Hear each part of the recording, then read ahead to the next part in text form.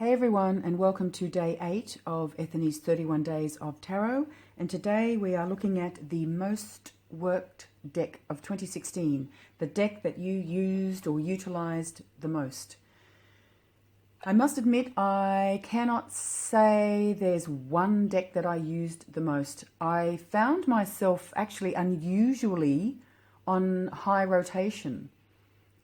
So I do rotate decks, but I think I rotated more so in 2016 than ever before. Maybe it's because I did buy a few decks in 2016, but it just seemed to, I don't know, they seemed to organically rotate. I didn't put too much thought into it, but now in hindsight, I realized I did have a good old play around. But if I think about client reads, the first half of 2016, I would say predominantly these two players. Clients seem to relate well to the artwork of both decks. They're good old faithfuls, and, you know, the stock's good and people can shuffle and they don't get damaged. So it worked very, very well. And then for myself, that was more for client readings. For myself, I really did fall in love and delve into Tarot of the Spirit, and eventually I brought them into client readings also. But this would be a working deck for me, definitely for 2016.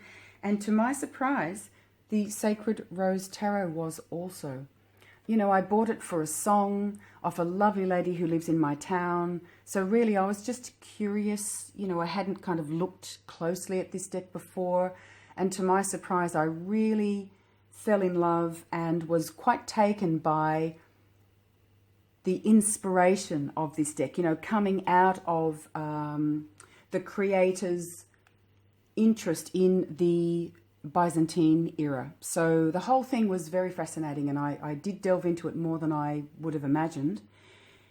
And then there is another player that I have to include, and you know what I'm going to say, the Wild Unknown. Here we go again. But as soon as I did finally buy this deck, I couldn't believe how much I loved it and desired to work with it.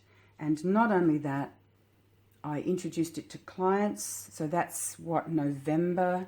So I can't say, you know, all of 2016, but as soon as it arrived, it was on high rotation, not just for myself, but for clients.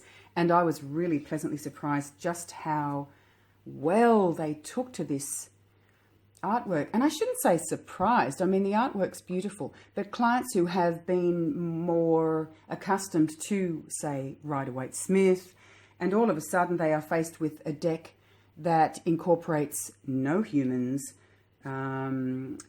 symbols, animals, nature, and they love it. They love it. So this has been a beautiful surprise, not just for myself, but for clients alike. And so I'm including that because once I did get that deck, it certainly was on high rotation. And if I'd have purchased it earlier in the year, I wouldn't be surprised if I found myself saying to you, you know what, the Wild Unknown Tarot is my most worked deck of 2016. So there you have it. I think I'll leave it at that. Thank you very much for watching, and I'll talk to you soon. Bye for now.